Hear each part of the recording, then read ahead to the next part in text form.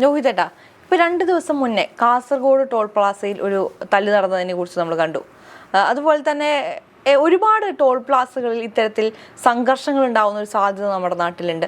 എന്തുകൊണ്ടാണ് ഈ ടോൾ പ്ലാസകൾ ഇങ്ങനെ അക്രമാസക്തമായിക്കൊണ്ടിരിക്കുന്നത്? 2 ദിവസം മുമ്പ് അല്ല 3 ദിവസം മുമ്പാണ് കാസർഗോഡ് ടോൾ പ്ലാസയിൽ കാറിൽ സഞ്ചരിച്ചിരുന്ന 4 യുവാക്കളും ടോൾ പ്ലാസ ജീവനക്കാരുമായിട്ടുള്ള തല്ലുണ്ടായത്. തല്ലെന്ന് വെച്ചാൽ ചെറിയ തല്ലെന്നുള്ള വലിയ തല്ല്. അതിൽ ആ CCTV ദൃശ്യങ്ങളിൽ, ലഭ്യമായ CCTV ദൃശ്യങ്ങളിൽ ടോൾ പ്ലാസ ജീവനക്കാർ ഒരു എനിക്ക് തോന്നുന്നു ഈ വണ്ടി പോകാതിരിക്കാൻ തടയുന്ന പൈപ്പ് കഷ്ണമാണ്, അതുകൊണ്ട് തലയ്ക്കൊക്കെയാണ് അടിക്കുന്നത്.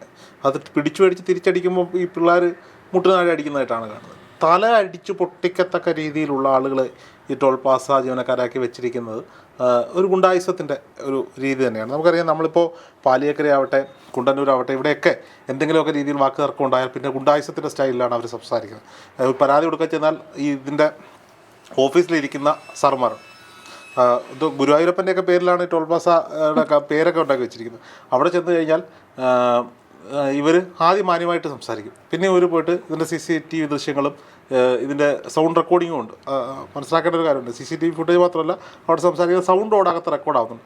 ഇതെടുത്തുകൊണ്ട് വന്നാൽ നമ്മുടെ ഭാഗത്തു നിന്ന് എന്തെങ്കിലും ഈ ചൊറിഞ്ഞ് അടി മേടിക്കുന്ന ഒരു പരിപാടിയാണ് ഇവിടെ ഇരിക്കുന്നവർക്കുള്ളത്. എന്നിട്ട് ഇത് അവിടെ അകത്ത് വെച്ച് ഇവന്മാർ തിരിച്ച് ഗുണ്ടായുസം കാണിക്കുന്നൊരു രീതി പൊതുവെ ഈ ടോൾ പ്ലാസകളിലുണ്ട്. ഈ ടോൾ പ്ലാസ വിഷയത്തിൽ ഒരുപാട് വട്ടം പ്രതിഷേധിക്കേണ്ടി വന്നിട്ടുണ്ട് നമുക്ക്. കാര്യം ഒരുപക്ഷെ നമുക്ക് ഫാസ്റ്റാഗ് ഉണ്ടാകാം, പൈസ കൊടുത്തു പോകാൻ നമ്മൾ തയ്യാറായിരിക്കാം.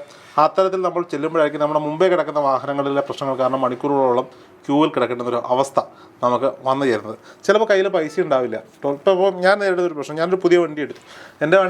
എൻ്റെ വണ്ടിയുടെ ഫാസ്റ്റാഗ് 1320 രൂപ ഇപ്പോഴും ബാലൻസ് ഉണ്ട്. ഞാൻ റീചാർജ് ചെയ്തത് IDBI ബാങ്കിൻ്റെ ഫാസ്റ്റാഗാണ്. ഞാനത് നാട്ടിൽ നിന്ന് വരുമ്പോൾ കുണ്ടന്നൂർ എത്തുമ്പോൾ, കുണ്ടന്നൂർ ടോളിൽ കയറുമ്പോൾ എൻ്റെ വണ്ടിക്ക് ഓട്ടോമാറ്റിക്കലി ഇത് പൊങ്ങും. ഞാൻ വരാറുണ്ട്. അതേസമയം കണ്ടെയ്നർ റോഡിലോ അല്ലെങ്കിൽ പാലിയേക്കരയിലോ ചെല്ലുമ്പോൾ ബാലൻസ് ഇല്ല, അല്ലെങ്കിൽ വണ്ടി ബ്ലാക്ക് ലിസ്റ്റ് ചെയ്യപ്പെട്ടിട്ടുണ്ട് എന്നാണ് അവർ പറയുന്നത്. ഞാൻ 1300 പറയുമ്പോൾ ഫാസ്റ്റാഗ് ആക്റ്റീവ് അല്ല എന്ന് പറയും. അപ്പോൾ ഈ എറണാകുളത്ത് കണ്ടെയ്നർ റോഡിലെ ജീവനക്കാരെല്ലാം സ്ത്രീകളാണ്. നന്നായി പറയുമ്പോൾ നന്നായി പറയണം. അവിടെ ഇരിക്കുന്ന ചേച്ചിമാരൊക്കെ വളരെ നല്ല രീതിയിൽ സംസാരിക്കുന്ന, അത് വലിയ തിരക്കില്ലാത്തൊരു ടോൾ പ്ലാസ ആയതുകൊണ്ടാകാം. അപ്പോൾ ഒരു ദിവസം എന്നോട് പറഞ്ഞു, ഇത് വണ്ടിയുടെ ചേസിസ് നമ്പർ വെച്ചിട്ടാണ് അത് ആക്ടിവേറ്റ് ചെയ്തിരിക്കുന്നത്. കാരണം എനിക്ക് വണ്ടിയുടെ നമ്പർ ആയിട്ടില്ല. എനിക്ക് ഇഷ്ടപ്പെട്ട ഒരു നമ്പറിന് വേണ്ടി ഞാൻ വെയിറ്റിംഗ് ആയതുകൊണ്ട്, ബുക്ക് ചെയ്തിട്ട് വെയിറ്റ് ചെയ്തുകൊണ്ട് വണ്ടിക്ക് നമ്പർ ആയിട്ടില്ല. അപ്പോൾ അതുകൊണ്ടായിരിക്കാം ഫാസ്റ്റാഗിൽ അവരോടൊന്ന് ചോദിച്ചാൽ മനസ്സിലാകും. അപ്പോൾ ഇന്നലെ ഞാൻ പാലിയേക്കര ക്രോസ് ചെയ്യുമ്പോൾ, പാലിയേക്കരയിൽ ഈ പറയപ്പെടുന്ന അധികം പൈസ കൊടുത്തിട്ടാണ് ഞാൻ അങ്ങോട്ടേക്ക് പോയതും തിരിച്ചു വന്നു. തിരിച്ചു വരുമ്പോൾ ഞാൻ അവിടുത്തെ ഫാസ്റ്റാഗിൽ പയ്യന്മാരോട് ചോദിച്ചു, ഇതെന്താ മോനെ എന്ന് ചോദിച്ചു. ചേട്ടാ അത് IDBIയുടെ ഇതായതുകൊണ്ടായിരിക്കും, IDBI ബാങ്കിൽ പോയി സംസാരിച്ചാൽ മതി, ഒരു പക്ഷേ റെഡി ആയേക്കാം, അത് ബ്ലോക്കായി കിടക്കുകയാണ്, അതുകൊണ്ടാണ് ഇത്. പിന്നെ ഇതെങ്ങനെയാണ് ഈ കുണ്ടന്നൂർ വരുമ്പോൾ ഇത് പൊങ്ങി തരുന്നതെന്ന് എനിക്കറിയില്ല. കുണ്ടന്നൂർ വരുമ്പോൾ കൃത്യമായി പോകുന്നുണ്ട്, മറ്റേ ടോൾ പ്ലാസകളിൽ ഇതാകുന്നില്ല. അതിൻ്റെ കാരണം എനിക്കറിയില്ല. നമുക്ക് ഒരുപാട് വട്ടം ഈ ടോൾ പ്ലാസ ജീവനക്കാരായിട്ടും ഫസ്റ്റ് ഉണ്ടായത് ഈ ഫാസ്റ്റാഗ് നിലവിൽ വരുന്നു, ഫാസ്റ്റാഗ് ആവശ്യമാണ്, നല്ല റോഡുകൾ തന്നിട്ട് അവർ ഫാസ്റ്റാഗ് പിരിച്ചോട്ടെ. ഈ കുണ്ടന്നൂരൊക്കെ ഇപ്പോഴും ഇത് വെച്ച് പിരിക്കുന്നത് എന്താണെന്ന് എനിക്കറിയില്ല. നാഷണൽ ഹൈവേയുടെ പണി നടക്കുന്നതുകൊണ്ട് റോഡിൻ്റെ അവസ്ഥയൊക്കെ വളരെ മോശമാണ്. അവർ പിരിച്ചോട്ടെ, അതിന് ചിലപ്പോൾ അവരുടെ ഏരിയ വേറെ ആയിരിക്കാം.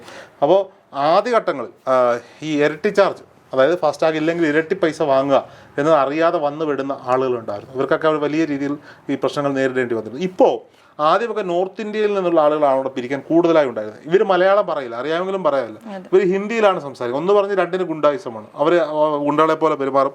അതിനുശേഷം ഈ സംസാരിക്കാൻ വരുന്ന ആളുകളൊക്കെ ഗുണ്ടകളെ പോലെ പെരുമാറുന്ന ഒരു അവസ്ഥ നമ്മൾ പലപ്പോഴും കണ്ടിട്ടുണ്ട്. ഇപ്പോൾ ഒട്ടുമിക്ക ടോൾ പ്ലാസകളിലും സ്ത്രീകളെയാണ് ജോലിക്ക് ഇരുത്തിയിരിക്കുന്നത്. ഇപ്പോൾ കാസർഗോഡ് നടന്ന സംഭവം എന്തായാലും അവർ ചൊറിഞ്ഞ് മേടിച്ചതായിരിക്കും ഉറപ്പായിട്ടും.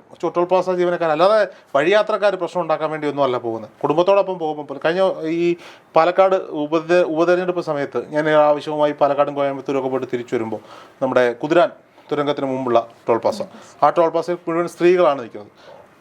സ്വാഭാവികമായിട്ട് ഞാൻ വണ്ടി കൊണ്ട് നിർത്തുന്നു. അപ്പോൾ എനിക്കൊന്ന് ലോങ് ഡ്രൈവാണ്, കോയമ്പത്തൂർ അടക്കം ടോൾ അടച്ചിട്ടാണ് വരുന്നത്. എൻ്റെ ഫാസ്റ്റാഗ് ആക്റ്റീവാണ്. അപ്പോൾ എൻ്റെ ഫാസ്റ്റാഗിലെ പൈസ തീർന്നുപോയി. എനിക്കിതറിയില്ല, ഞാൻ ഉണ്ട് എന്നുള്ള വിശ്വാസം ഞാൻ ഫാസ്റ്റാഗിലേക്ക് ഉള്ള കൗണ്ടറിലേക്ക് എൻ്റെ വണ്ടി കയറ്റുന്നു. പുതിയ വണ്ടിയാണ്, എൻ്റെ ഭാര്യ എൻ്റെ കൂടെയുണ്ട്, ഞങ്ങൾ എൻ്റെ ഒരു കുടുംബത്തോടാണ് പോകുന്നത്. ഫാസ്റ്റാഗ് ഉൾപ്പെടെ ഞാൻ ടോൾ പ്ലാസയിലേക്ക് വണ്ടി കയറ്റുന്നു. അപ്പോൾ ഇവർ വന്നിട്ട് പറഞ്ഞു ഫാസ്റ്റാഗ് അടിക്കുന്നില്ല. ഒരു സ്ത്രീ വന്ന് പറയാം, വളരെ നിഷേധാത്മകമായിട്ടാണ് ഇരുന്നത്. അപ്പോൾ ഞാൻ പറഞ്ഞു, അല്ല ഇപ്പം അപ്പുറത്ത് അടിച്ചതാണ്, കോയമ്പത്തൂർ അടിച്ചതാണ്, നിങ്ങളൊന്ന് നോക്കൂ, മെഷീൻ വെച്ച് റീഡ് ചെയ്ത് നോക്കൂ എന്ന് പറഞ്ഞു. ഇവർ മെഷീൻ വെച്ച് റീഡ് ചെയ്തിട്ട് നിങ്ങളോടല്ലേ പറഞ്ഞത് ഫാസ്റ്റാഗ് അടിക്കുന്നില്ല, പൈസ വന്നിട്ട് പോകണം. ഒരുമാതിരി മാന്യതയില്ലാത്ത സംസാരം. അപ്പോൾ നോക്കും, നമ്മൾ വളരെ മാന്യമായി കുടുംബത്തോടൊപ്പം ഒരു സന്തോഷകരമായ യാത്ര കഴിഞ്ഞ് തിരിച്ചു വരികയാണ്. നമുക്കത് കേൾക്കേണ്ട കാര്യം എന്താ? അപ്പോൾ ഞാൻ ചോദിച്ചു, ചേച്ചി എന്താ വീട്ടിൽ വല്ലതും വഴക്കിട്ടിട്ടാണോ ഇവിടെ വന്ന് നിൽക്കുന്നത്?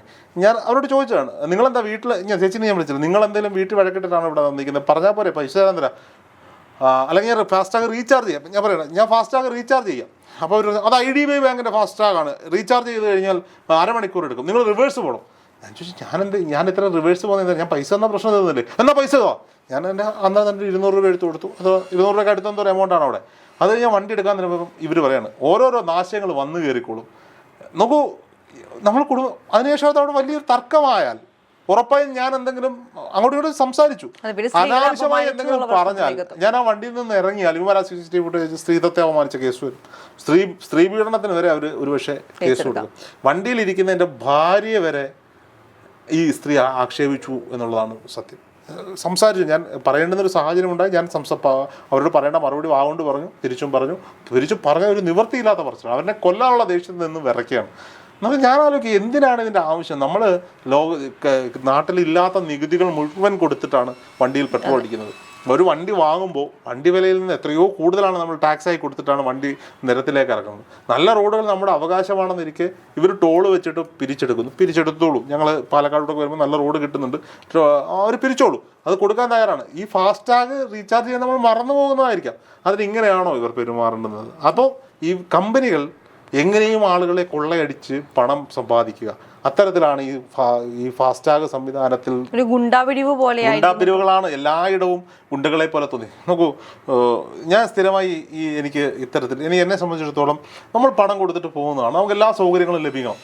നോക്കൂ, നമ്മൾ ആരുടെ ഔദാര്യമല്ലെന്നേ അത്. നമ്മൾ സന്തോഷത്തോടെയാണ് ചിലപ്പോൾ ഒരു യാത്ര പോവുക.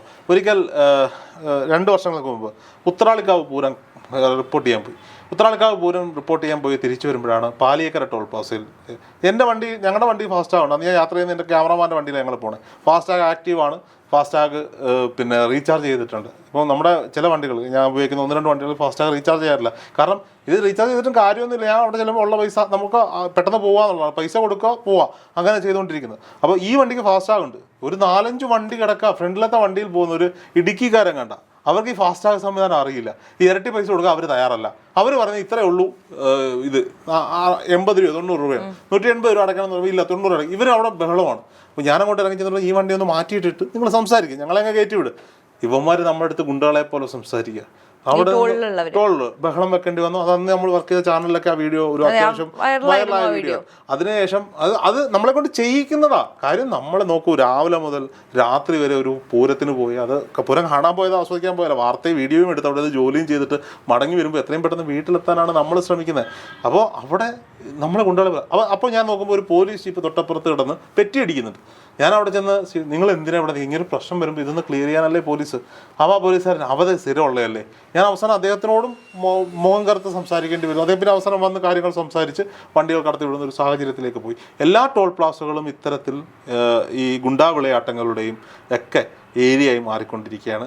ഇതിന് കർശനമായ ഇടപെടൽ സർക്കാരിൻ്റെ, ഇപ്പോൾ നാഷണൽ ഹൈവേസിലിരിക്കുന്ന ടോൾ പ്ലാസകളിൽ കേന്ദ്ര സർക്കാരും അതിൻ്റെ നിയന്ത്രണം കേരള പോലീസും ഉറപ്പായും ചെയ്യേണ്ടതുണ്ട്. ഗുണ്ടാ വിളയാട്ട കേന്ദ്രങ്ങളായി ടോൾ പ്ലാസകൾ മാറാതിരിക്കട്ടെ. ഒരു കാര്യം കൂടി നമുക്ക് പറഞ്ഞു പോകേണ്ടതുണ്ട്. ഇപ്പോൾ നമുക്കറിയാം, ഈ പ്രദേശവാസികൾക്ക് ടോൾ അടയ്ക്കുന്ന ഒരു സാഹചര്യം ഇല്ല നിലവിൽ. പക്ഷേ പന്നിയങ്കര അടക്കമുള്ള ടോൾ പ്ലാസകൾ ഇനി മുതൽ പ്രദേശവാസികൾ കൂടി ടോൾ അടയ്ക്കണം എന്നുള്ള വാർത്തയും കൂടി വരുന്നുണ്ട്. അത് ആക്ച്വലി എത്രത്തോളം ബുദ്ധിമുട്ടുണ്ടാക്കുന്ന ഒരു കാര്യമാണ്. ഉറപ്പായിട്ടും നോക്കൂ, ഇപ്പോൾ ഈ നാഷണൽ ഹൈവേ വന്നിരിക്കുന്നു. പണ്ട് കണ്ണൂരേക്ക് പോകും. ഇപ്പം ഒരു സമയത്ത് നമ്മളൊക്കെ സ്ഥിരമായി കണ്ണൂർ യാത്ര, മാസത്തിൽ 2-3 തവണ കണ്ണൂരിലേക്ക് നമ്മൾ ചാനലിൻ്റെ ഓഫീസ് കണ്ണൂരുണ്ടായിരുന്ന സമയത്ത് അന്ന് ജോലി ചെയ്തിരുന്ന സ്ഥാപനത്തിൻ്റെ ആവശ്യത്തിന് വേണ്ടി നമ്മൾ മീറ്റിങ്ങിനൊക്കെ പോയിക്കൊണ്ടിരുന്നതാണ്. അന്ന് എണ്ണ അടിക്കുന്നത് ഇവിടുന്ന് ഒരു 500 രൂപ ഡീസൽ അടിച്ചിട്ട് നമ്മൾ പോകും. മാഹിയിലെത്തിയിട്ടാണ് ബാക്കി അടിക്കുന്നത്. കാരണം അവിടെ ഡീസലിന് വില കുറവാണ്, സാധനങ്ങൾക്കെല്ലാം വില കുറവാണ്. അപ്പോൾ ഇപ്പോൾ ഈ ഓവർ ബ്രിഡ്ജ് വന്നത് കാരണം ഈ ടോൾ പ്ലാസ ഈ ഡീസൽ അടിക്കാൻ മാഹിയിൽ കയറില്ല, നേരെ വിട്ടു പോവാണ്. അല്ലെങ്കിൽ 2 അടിക്കുന്നവരല്ല മദ്യം മേടിക്കാൻ മാഹിയിൽ നിന്ന് ഞാൻ മദ്യം വാങ്ങിയിട്ടുണ്ട്, പറയുന്നതിന് ഇപ്പോൾ തെറ്റൊന്നുമില്ല. അവിടെ നിന്ന് കള്ള് കുടിക്കും, കൊണ്ടുവരാതിരുന്നത് കൊണ്ടുവരുമ്പോഴാണ് അത് നിയമവിരുദ്ധ പ്രവർത്തനമായി മാറുന്നത്. അപ്പോൾ ഇതൊക്കെ ചെയ്യുന്നവർക്ക് ഇപ്പോൾ മാഹിയിൽ കയറാൻ പറ്റുന്നില്ല. അപ്പം കയറേണ്ട ആവശ്യമില്ല, അറിയില്ല. സ്ഥിരമായി പോകുന്നവർക്കേ അറിയുള്ളൂ ഇത് മാഹിയാണ്, അടി കൂടെ പോകണം എന്നുള്ള കാര്യം അറിയുള്ളൂ. അപ്പോൾ ഇത്തരത്തിൽ നല്ല റോഡുകൾ വന്നിരിക്കുന്നു എന്നുള്ളത് സത്യം തന്നെയാണ്. പക്ഷേ ഇതുകൊണ്ട് ഉണ്ടായ പ്രദേശവാസികളുടെ ബുദ്ധിമുട്ട് നമ്മൾ മനസ്സിലാക്കണം. നോക്കൂ, അയൽവക്കത്തിരുന്നവരാ ഇപ്പം ഇവരൊന്ന് കാണണമെങ്കിൽ എത്രയോ ദൂരം പോയിട്ടൊക്കെ വേണം കടക്കാൻ. പശുവിനെ ക്രോസ് ചെയ്യാൻ പറ്റില്ല എന്ന് പറഞ്ഞ് ഇവിടുത്തെ CPM തന്നെയാണ് പണ്ട് എക്സ്പ്രസ് ഹൈവേയുടെ പണിമുടക്കി, പശുവിനെ കെട്ടാൻ കൊണ്ടുപോകാൻ പറ്റില്ല എന്നൊക്കെ പറഞ്ഞിട്ടായിരുന്നു അവരുടെ സമരം. അപ്പോൾ ഇത്തരത്തിലുള്ള പ്രശ്നങ്ങൾ നിലവിലുണ്ട്. അത് പ്രദേശവാസികൾക്കുണ്ടാകുന്ന ബുദ്ധിമുട്ട് ചെറുതല്ല, വലുതാണ്, അഡ്രസ്സ് ചെയ്യപ്പെടേണ്ടതാണ്.